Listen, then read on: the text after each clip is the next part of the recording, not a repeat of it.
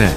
작년에 이어서 올해도 광주를 방문해서 5.18 민주묘지를 참배한 이재명 성남시장. 많은 분들이 최근에 열 하루 동안 단식 투쟁을 했던 걸로 기억을 하기도 하고요. 또 무상복지, 청년 배당하면 떠오르는 분위기도 합니다. 대외적인 활동만큼이나 궁금한 개인사도 많은데요.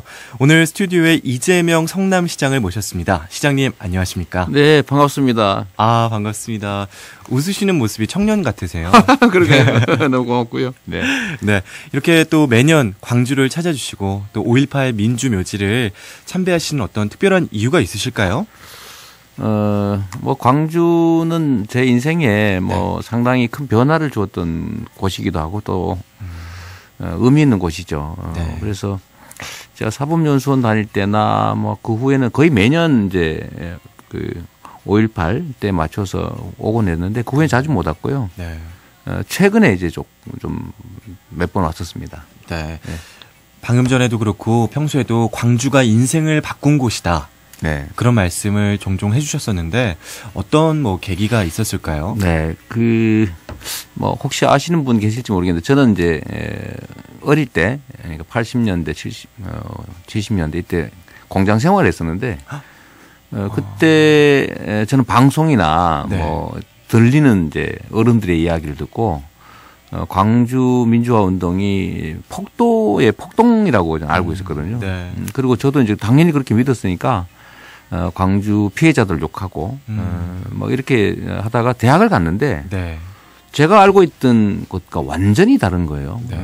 근데 그 점도 좀 그랬지만 특히 제가 그때 경악했던 거는 제 사고를 그들이 지배했다. 그 억울한 가해자, 피해자들을 그 가해자의 일원이 돼가지고 같이 욕하고 공격했던 나 자신이 너무 부끄러운 또 한편으로 사람이란 이렇게 잘못된 정보를 계속 반복적으로 주입하면 네. 누군가의 개가 될 수도 있구나. 이런 생각을 하게 됐거든요. 네. 그래서 있을 수 없는 사건이었고 제가 또 속았고 온 국민이 속았는데 네. 이렇게 사람들을 대상화하고 그냥 이용해 먹고 또 나쁜 행위에 동원까지 당하는 이런 일은 다시는 있으면 안 되겠다고 해서 하여튼 제가 그때는 잘 먹고 잘 사는 게 꿈이었는데 그러니까 이제 공장 생활하다가 이제 뭐 대학 갔으니까요. 네. 이제 잘 먹고 잘 살아야 되겠다 나 혼자 뭐 그런 생각하다가 그게 아니구나라고 생각해서 이제 공익적인 삶으로 그 인생을 전환하는 결정적인 일이 바로 이 일이었죠. 전환점이 됐었던 네네. 거네요. 뭐 많은 사람들이 사실은 그렇게 네. 변했죠. 그래서 그것 때문에 이제 87년 민주항쟁을 거쳐서 네. 대한민국의 그야말로 제대로 된 민주주의가 시작되게 된 계기이기도 하지 않습니까? 뭐 네. 저만이 아니고 많은 사람들이 그랬을 겁니다. 네, 그렇게 느끼고 있는데 네. 우리 시장님은 광주에 오시면 네. 또 들러주시는 곳이 어디인가요? 이제 뭐 5.18 묘역은 이제 당연히 가고요. 네. 가서 한번 저 자신을 되돌아보기도 하고 시간 여유가 생기면 이제 금남로를 가끔씩 가죠. 왜냐하면 네. 제가 처음 광주를 제 인식 속에서 네. 인연 맺은 게 금남로예요.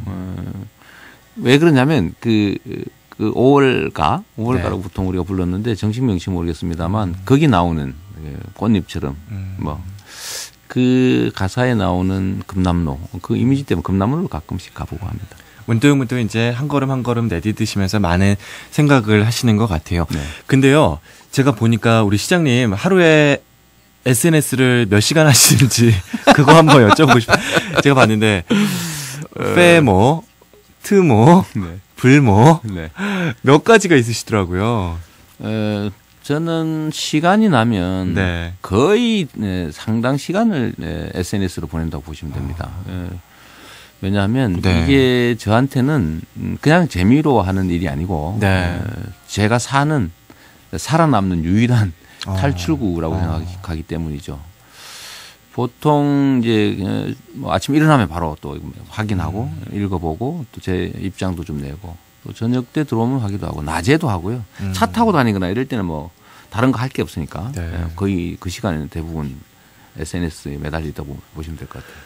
시장님을 긍정적으로 이렇게 또 내 편이라고 네. 생각하시는 분들은 그게 바로 소통의 일환이고 요즘 막혀있고 답답한 우리 사회의 어떤 그런 촉매제 전환점 통로가 된다고 생각을 하고 있는데 네. 또 부정적인 사람들은 이제 인기를 얻으려고 네. 쇼하는 거 아니냐 막 이렇게까지 막 얘기를 하고 그런 시선들이 있을 텐데 불편하진 않으세요? 뭐 그런 얘기도 있죠. 인생의 낭비다. 뭐 그것은 뭐 이런 얘기하면서 잘못 쓰면 그럴 수 있죠. 모든 일은 다 양면이 있는데 저한테는 국민 대중들, 우리 시민들, 국민들과 직접 소통하고 정보를 전달하고 제 의견, 주장 전달하고 언론을 통하지 않고도요. 그다음에 또 시민들, 국민들의 생각 또는 의견을 제가 받아들이는 주요 통로이기 때문에 저는 뭐 하면 할수록 좋다고 생각하고요. 특히 정치는 현장이라고 하는 게 중요하잖아요. 네. 현장에서 떨어지면서 생기는 문제들이 심각하거든요. 그런데 이 SNS 속이 바로 현장 그 자체니까요. 몸은 못 가더라도 마음이나 네. 정서는 현장에 있을 수 있으니까 저는 이거 정치인들한테 많이 권장해야 된다고 생각합니다. 네. 그리고 최근에 이제 단식 투쟁이 있었죠. 뭐 가슴 아픈 일이었는데 그때 가장 많이 들으셨던 질문 중에 하나가 건강 괜찮아? 뭐 네. 이런 말이셨을 것 같아요. 단식하고 나서 많이 아프셨죠? 몸에 변화도 있으시고. 지금 한 7kg 정도 빠졌었는데 지금 한 4kg 정도 복구돼서요. 몸은 이제 외래 가벼운 상태고 다행히 원래 한 2주일을 넘기면 그때부터는 신체 손상이 오는데 2주일이 되기 전에 10하루 만에 탈출했기 때문에 건강으로는 크게 손상은 없었습니다. 그래도 예상했던 것보다는 빨리 끝나서요. 크게 손상이 없었고 네. 역시 5일, 7일 이렇게 지나면 실제로 이제 뭐 눈앞이 빙빙 돌죠. 지나가는 봉다리만 보면 관심 생기고 저거 뭐가 들었을까? 제가 우리 시청에 키우는 그 유기견이 있는데 행복이라고 있어요. 네. 그 봉다리 봉지만 보면 막 쫓아가서 막 그러거든요. 제가 딱 그 짝이 나더라고요. 그 사람이 어쩔 수 없나 봐요. 네네. 네. 그래서 우리 시장님의 가정 환경 어렸을 때 이렇게 들어보고 저도 이제 좀 찾아봤는데 굉장히 어려우셨다고. 네, 그 뭐 누구나 그랬죠. 그때 저희는 7남매인데 뭐 다 초등학교 졸업하고 다 공장 생활이나 뭐 심지어 저희 어머니하고 여동생은 이 화장실 지키면서 돈 받는 거 혹시 아시나 모르겠어요. 그런 게 있습니다. 그것도 했고 아버님은 뭐 시장 청소부 하셨고 온 가족이 이제 7남매하고 어머니 아버지 이제 8, 9명 식구들이 지하 단칸방에 살았으니까 다 어려웠는데 지금 생각하면 그런 과정이 되게 제 인생에는 상당히 큰 자산이 된 것 같아요. 그러니까 지금 이렇게 좀 소외되고 힘없는 분들에게 눈길을 많이 주시는 게 아닐까 그런 생각을 해봅니다. 그런 점도 있고요. 거기 더해서 이제 어떤 어려운 상황을 겪어도 그때보다는 나쁘지 않으니까요. 그러니까 되게 용감해질 수 있는 것 같아요. 잃어도 잃을 게 없다. 그때부터는 나쁘지 않을 테니까. 제가 아무리 잃어도 변호사는 변호사 아닙니까? 그러니까 뭐 그것만 해도 엄청나게 제가 사회로부터 받은 것이고 그 외에 다른 것들을 뭐 이렇게 도전하고 또 격렬하게 싸우다 잃어도 그 정도는 괜찮다 이렇게 생각하니까요. 마음 되게 편합니다. 뭐 어렵고 힘들었던 기억이 지금 이렇게 투사의 삶을 살게 하는 원동력이 되지 않았을까 싶은데 밥 굶으신 적도 많으시겠어요. 네, 제가 뭐 일부러 굶은 건 즉 단식은 이번이 처음이었고요.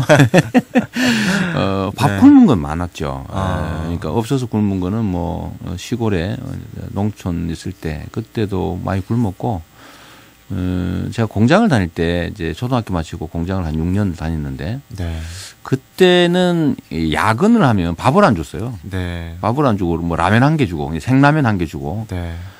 그래서 사실은 생라면 뜯어 먹을 수도 없고 또 그때 라면이 귀해서 그 집에 갖다 주면 되게 좋아하거든요. 그래서 굶고 밤 10시 야근 끝나면 이제 집에 갖다 주고 저녁은 집에 가서 얻어 먹고 이렇게 했는데 뭐 그렇게 굶은 일은 상당히 많죠. 그렇구나. 참 어려웠던 시절을 이겨나고 또 지내오신 것 같습니다. 일도 하시면서 공부는 어떻게 하셨어요? 20대 때 공장에 먼저 다니셨었다고 대학 가기 전에. 20대가 아니고 10대죠. 10대 때. 저는 이제 초등학교 마치고 진학 못하고 공장에 다녔으니까 이제 13살, 13살부터 18, 9살까지 다닌 거죠. 딱 중학교, 고등학교 다니는 그 시기를 저는 공장을 다녔는데요. 낮에는 공장을 다니고 밤에는 뭐 학원을 가거나 독서실에서 독학을 하거나 이렇게 공부를 한 거죠. 아이고 대단하시네요. 그래도 뭐 다행히 대학은 또 제 나이에 들어갔어요. 그러니까 그래도 머리는 좀 실례지만 있으셨던 것 같아요. 이게 안 될 사람은 또 흥미가 없고. 그렇죠. 근데 제가 머리가 좋은 사람은 아닌 것 같고요. 초등학교도 그냥 중간밖에 못했으니까. 근데 독하게 열심히 한 거죠. 이제 살아남는 길이 그 길밖에 없으니까. 제가 또 산재 장애인이거든요.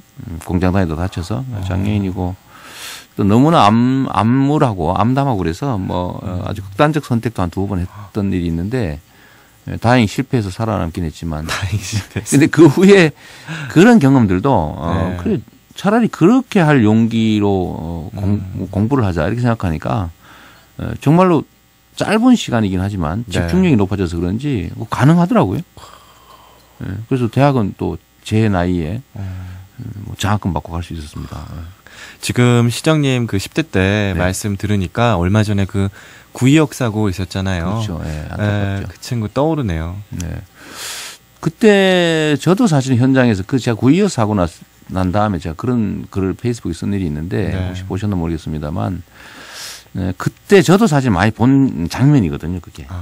예를 들면 그 엉터리 시설되어 있는 그냥 기숙사라고도 할 수 없는 기숙사에서 연탄가스로 죽거나 또는 안전장치 전혀 안 된 프레스에 손 이런 데가 절단당하거나 샤링기, 절단기 이런 데 막 신체 손상 입는 것들을 봤는데 계속 그 똑같은 사고가 반복되거든요.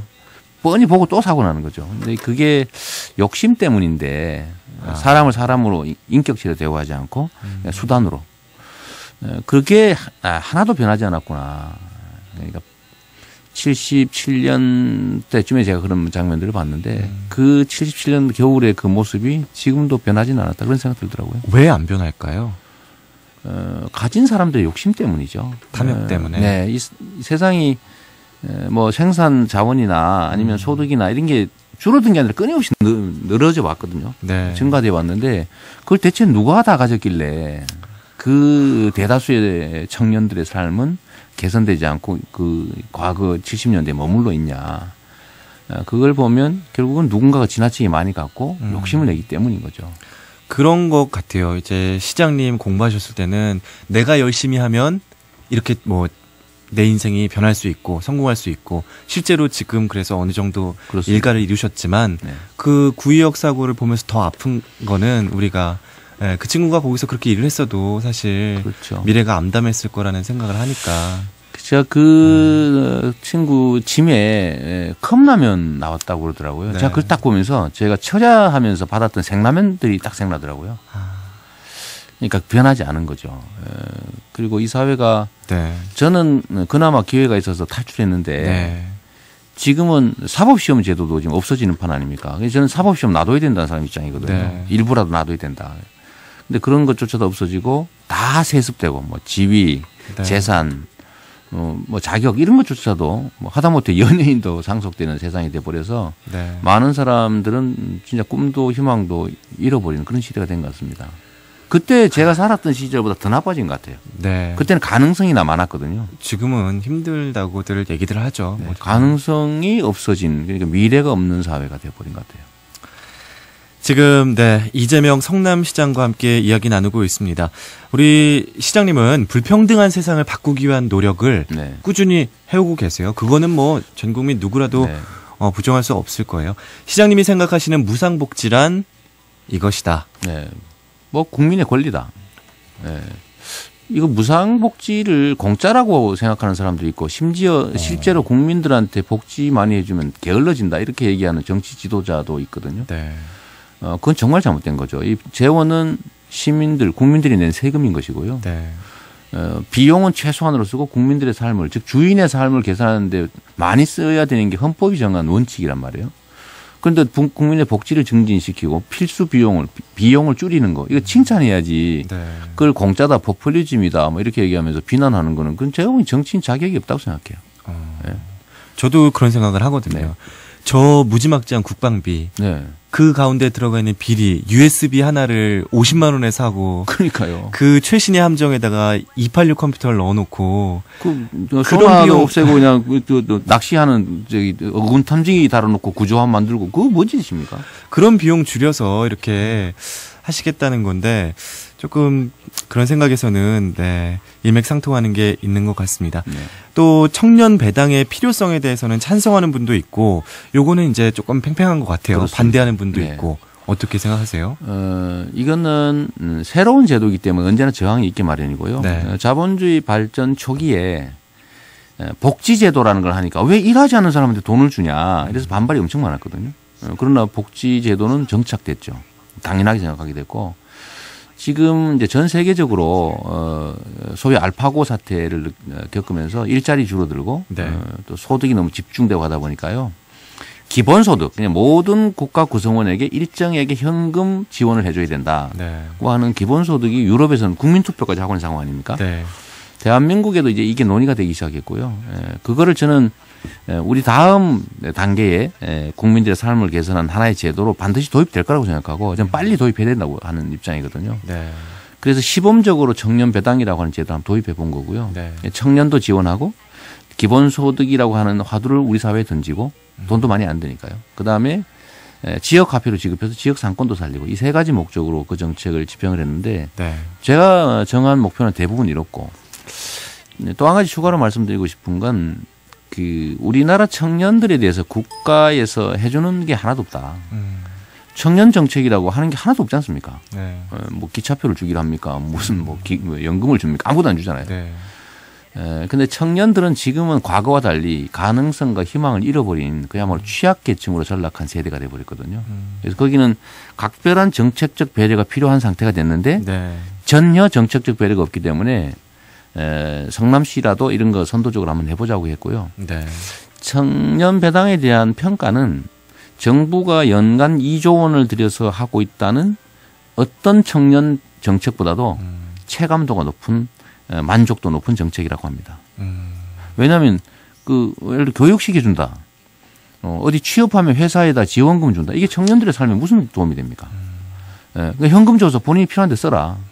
그게 이제 경제 활성화에도 실제 도움이 되고요. 네. 그래서 저는 좀 확대해야 된다. 정부가 좀 받아 안았으면 좋겠어요. 총선 전에도 사실은 정부가 이거 하려다가 또 안 했어요. 그 이재명한테 무슨 뭐 저작권료 내라 그러면서 막 이런 소리 하고 그러니까 그것도 후퇴하더라고요.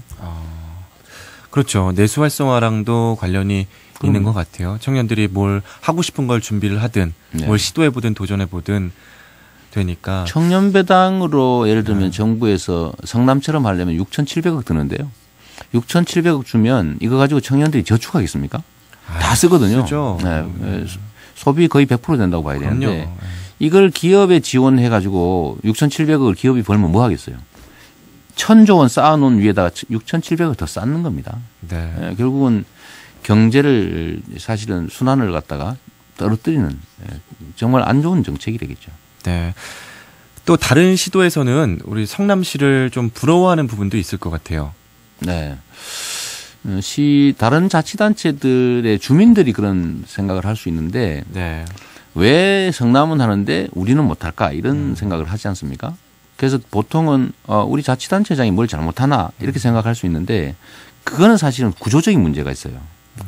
우리나라의 자치단체들 중에 98% 7개를 뺀 236곳은 정부에서 재정적으로 자꾸 핍박을 가해가지고 돈을 뺏어가거나 공짜로 일을 넘기거나 이렇게 해서 정부의 보조금이 없으면 다 부도나는 상황이 돼 있어요. 소위 교부단체, 교부금 네. 없으면 부도나는. 그러다 보니까 정부에서 교부세라는 이름으로 보조금을 주는데 이 보조금을 받는 자치단체들은 예산을 아끼면 네. 아낀 예산을 정부에 반납해야 돼요. 네. 그걸 계속 열심히 아끼면 내년부터 지원되는 보조금을 줄입니다. 네. 그러니까 아껴도 딴 데 쓸 수가 없어요. 그러니까 예를 들면 우리가 청년 배당을 해보고 싶다. 그래서 다른 지출 예산을 막 아껴서 마련하면 정부가 도로 가져가 버린다는 거예요. 그리고 정부에서 반대하는 청년 배당 정책 같은 거 하려면 교부금을 깎는다는 협박을 하거든요. 그러니까 전혀 할 수가 없죠. 그러니까 결국은 대부분의 98%의 자치단체들은 정부에 의존되고 있고 정부는 복지 확대를 반대하고 그러다 보니까 하고 싶어도 할 수 없는 상황입니다. 정말 슬픈 일이죠. 제가 뭐 경제 전문가는 아니지만 기본적으로 그렇게 생각이 들거든요. 네. 청년 배당하고 또 최저임금 같은 것도 네. 조금 올리면 그거를 뭐 이제 다 그게 내수 활성화로 연결이 될 거라고 생각을 하는데 그렇습니다. 우리 정치인들은 내수 활성화 경제 살려야 된다 그러면 일단 대기업에다가 이제 투하를 네. 하고 낙수 효과를 기대하는데 기득권층은 그걸 놓아주질 않고 네. 그러니까 이게 고도 성장 시기에는 낙수 효과라고 하는 게 말이 됐어요. 왜냐하면 네. 계속 고용도 늘어나고 결국은 관련 산업들이 성장하고 왜냐하면 성장하는 단계니까. 네. 그러면서 이제 대기업을 지원하면 그것이 이제 중소기업을 통해서 근로자, 노동자들한테까지 쫙 퍼지고 그게 다시 자영업자한테 흘러가는 그런 상태인데 지금은 저성장 사회가 돼서요. 네. 수출 대기업들한테 지원을 해주면 그게 수출 대기업 창고에 그대로 쌓여버립니다. 그러니까 상장 회사들이 창고에 쌓아놓은 소위 사내유보금이 네. 1,100조라는 거 아니에요? 아휴. 우리나라 국민 총생산이 지금 1,600조 정도인데 네. 1,100조가 창고에 쌓여 있으니 돈이 돌질 않아요. 그럼 이런 단계에서 뭘 해야 되냐면 대기업들을 막 지원을 할 게 아니라 지원해봐야 창고에 쌓이니까 그렇죠. 사실은 중소기업, 내수기업, 고용 많이 하는 자영업 이런 데 지원해 줘야 되거든요. 그 중에 하나의 방법이 사실은 이제 최저임금을 올리는 방법이기도 하고 대기업에 대한 규제를 좀 강화하는 거, 네. 대기업의 기업 집중을 막는 거, 중소기업을 지원하는 거, 수출기업보다 내수 진작을 하는 거 이런 거에 집중해 줘야 되는데 우리나라는 대기업 소수가 경제 권력뿐만 아니라 사실은 정치 권력까지 완전히 장악한 상태예요. 그렇죠. 정치적 의사 결정이 다 대기업 기득권자 중심으로 이루어지니까 실제로는 중소기업이나 또는 노동자들이나 또는 자영업자들이 계속 피해를 입죠. 네. 정말 하나 예를 들면요. 삼성전자 같은 초대기업들이 내는 네. 실제 내는 법인세 세금이 네. 16%도 안 되거든요. 그런데 동네 자영업자 중에 잘 되는 자영업자 있지 않습니까? 네. 거기는 37%인 갈래요. 그다음 근로자들도 월급을 뭐 좀 많이 받으면 38%까지 내거든요. 네. 근데 왜 대기업들은 뭐 몇 조 뭐 이렇게 뭐 몇십조 이렇게 이익을 내는데 거기는 왜 15%밖에 안 하냐. 거기다가 세금 깎아준 거 제대로 받아서 서민들 세금을 올리지 말았어야 되는데 지금 우리나라는 자꾸 간접세, 네. 서민들 세금, 뭐 갑근세, 담배. 또 자영업자 세금, 담배세 이런 거 막 올려가지고 안 그래도 힘든 서민들 주머니를 자꾸 털어대니까 결국은 서민들 주머니가 비어서 물건도 못 사고 그러니까 기업들도 못 사는 상황이 되고 그렇죠. 그게 결국 경기 침체로 이어지고 또 세금도 네. 줄어들고 이런 상황이 됐어요. 그래서 좀 근본적인 좀 사고의 변화가 필요합니다. 앞으로 시장님의 가시는 길을 응원하고 또 네. 지켜보고 있겠습니다. 시간이 없어서 아쉽습니다. 네. 이거 어떻게 다음에 초대할 길이 있을까요? 네, 한번 불러주시면 제가 뭐 언제든지 오겠습니다. 내년에 또 오세요. 왜 내년에 올해부터 오세요. 올해 또 모실 수 있을까요? 네네. 끝으로 네. 우리 젊은이들에게 힘들어하는 젊은이들에게 네. 한마디 힘내라고 네. 해주신다면. 네. 저는 그 얘기를 드리고 싶은데 우리 사회의 기회, 자원의 총량은 결코 부족하지 않다. 네. 다만 배분의 문제다. 이 얘기 꼭 드리고 싶고요. 청년들이 힘을 합쳐서 이 사회에 대해서 조직적으로 목소리 내고 주장하고 또 행동하고 참여하면요. 네. 지금 있는 상황 바꿀 수 있습니다. 그리고 또 즉 기성세대한테도 꼭 드리고 싶은 말씀이 개별적인 부모들은 그 자식들 잘 되려고 정말 자기 거 다 버려가면서까지 노력하잖아요. 네. 다 양보할 수 있잖아요. 그런데 세대로 보면 집단으로 보면 기성세대들은 네. 신규 세대들에 대해서 청년 세대에 대해서 너무 잔인해요. 네.